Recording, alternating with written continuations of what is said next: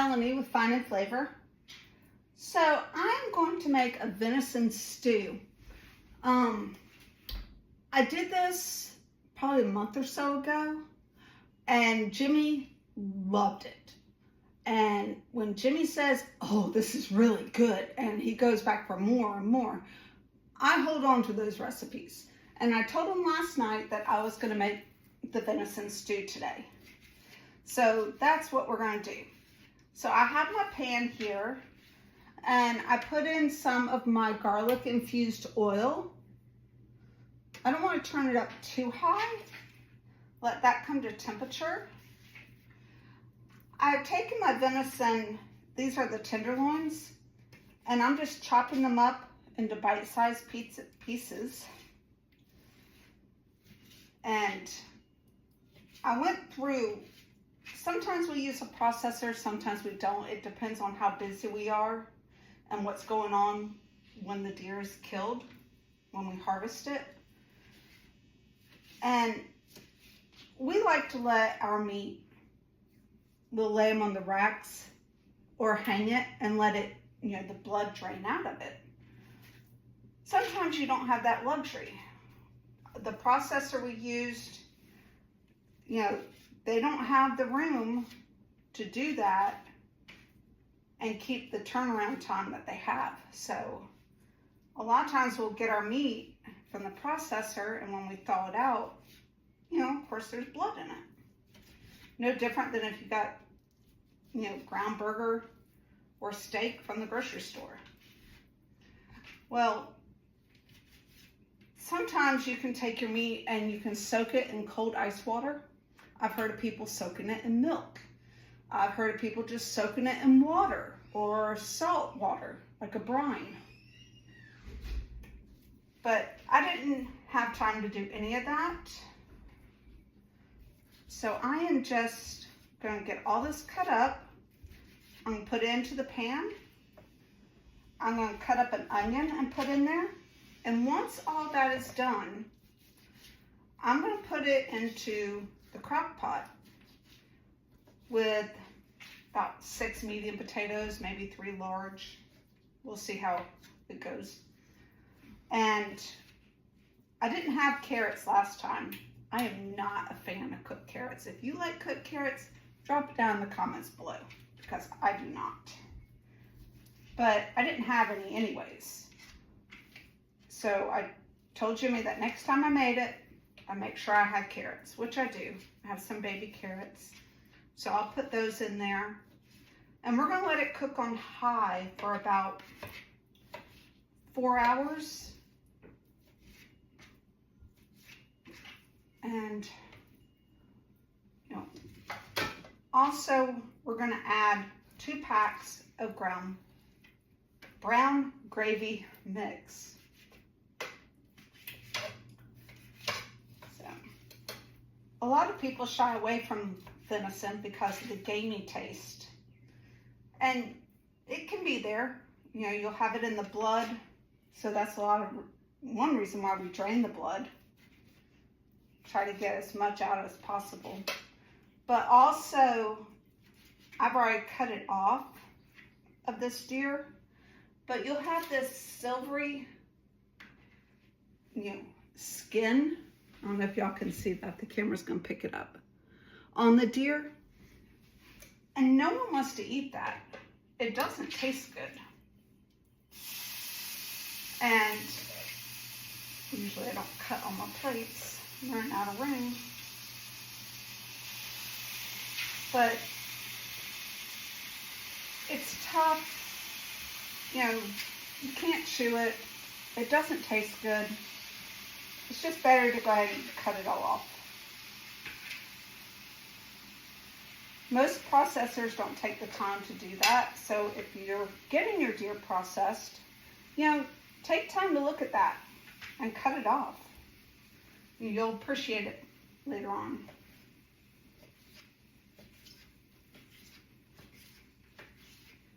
So, I've got all this in here. So this was 2 tenderloins from the deer. You want about 3 pounds of meat. Move this out of the way. And give my hands a quick wash. And I think I'll use this one maybe. It's all going in the same pan. It's not going to hurt anything. Make sure I put that there. I think last time I did this, I might have used 2 onions. And the flavor was just amazing. So I'm just going to dice these up. I'm not going to do it real fine. I'm not going to do a real fine dice on it. But enough just to know it's there. There we go.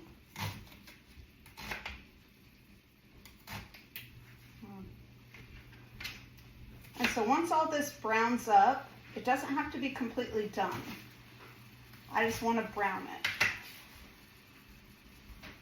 Then I'm going to put it into the crock pot and let it go for about 3-4 hours maybe. Probably about 3. We'll eat around 6, most likely. So.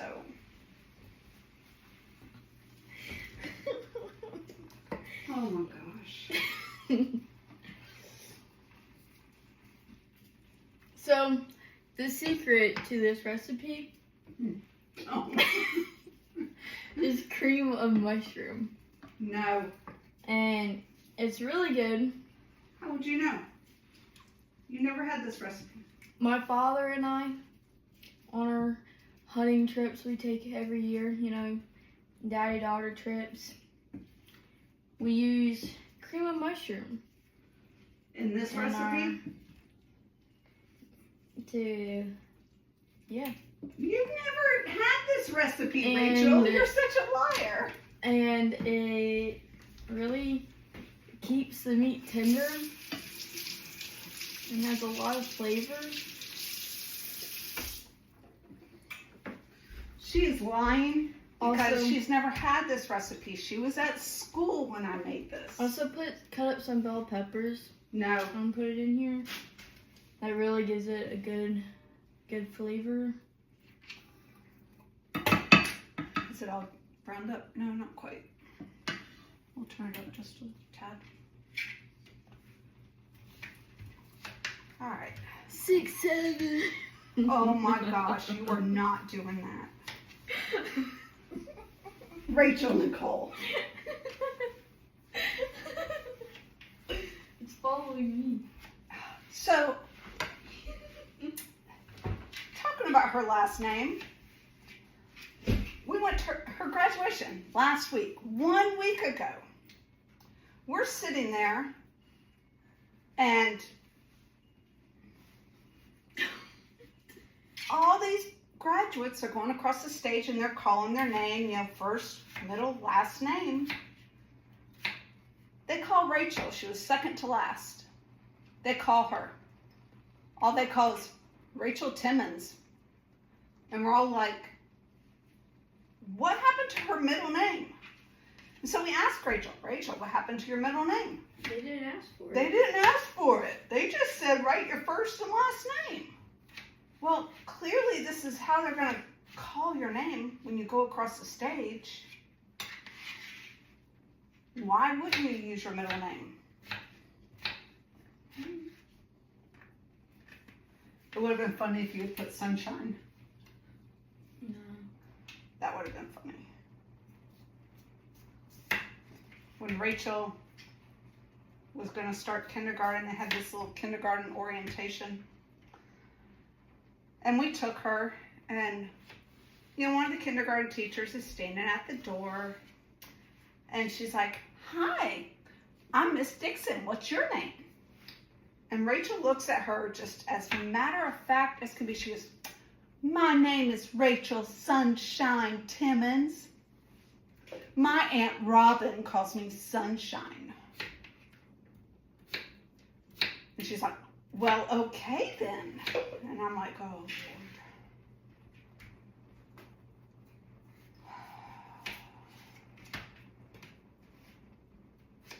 When did you give up the sunshine, Rachel? Actually, she hasn't. It's kind of a thing now. Like if I come across something that says "You are my sunshine," you know, I get it because it reminds me of her.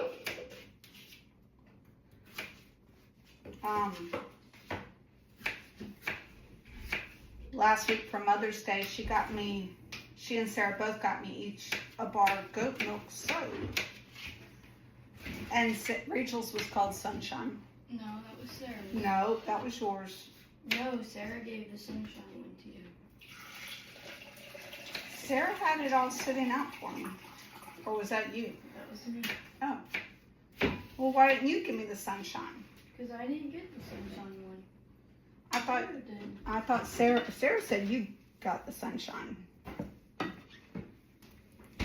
But anyways, they gave me some goat's milk soap and a couple willow tree figurines that they found for me, and a couple of vintage glasses, like drinking glasses, juice glasses, that they found when they were out thrifting.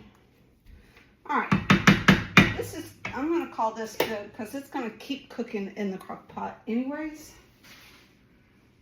And I'm ready to put this all together. So I'm going to get a small bowl because Rachel wouldn't do it, so I've got to do it.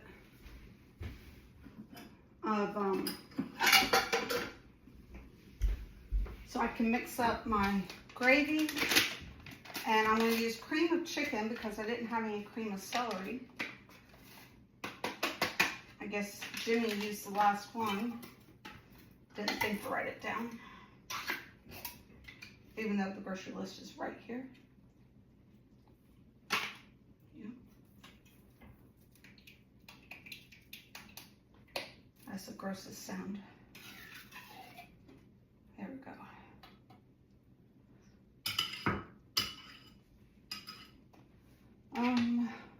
I need a spoon. There.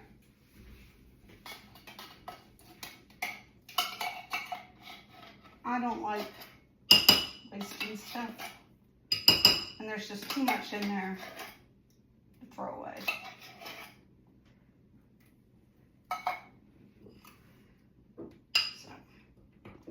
So I'm gonna mix this up. It's just easier, and it should be fine.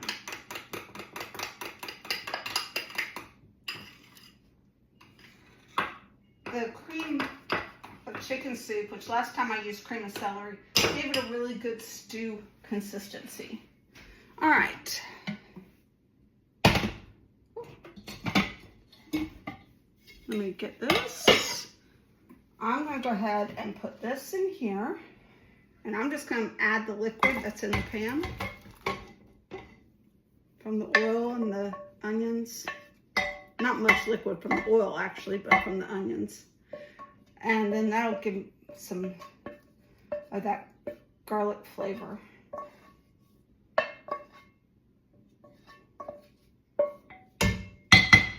Oops. All that goodness stuff in there. Okay, set that over there. You know what I love about Pampered Chef stainless steel pans? There is no rivets inside the pan from the handle, so you don't have to clean around all that. Makes it so much easier. All right, I've chopped up all my potatoes.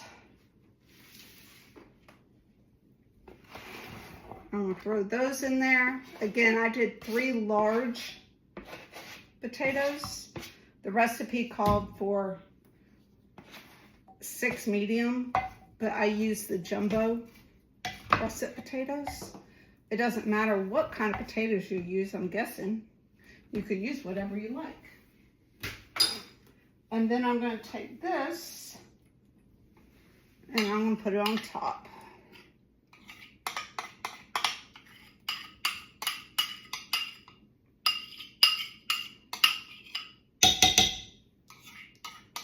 Loud. All right, like I said before, I'm gonna let this go on high for probably 2 hours. And then I'll probably turn it to low for that last one. Last time I made this, I thought for sure it was going to end up really tough and not good. And I was really surprised at how tender the meat was.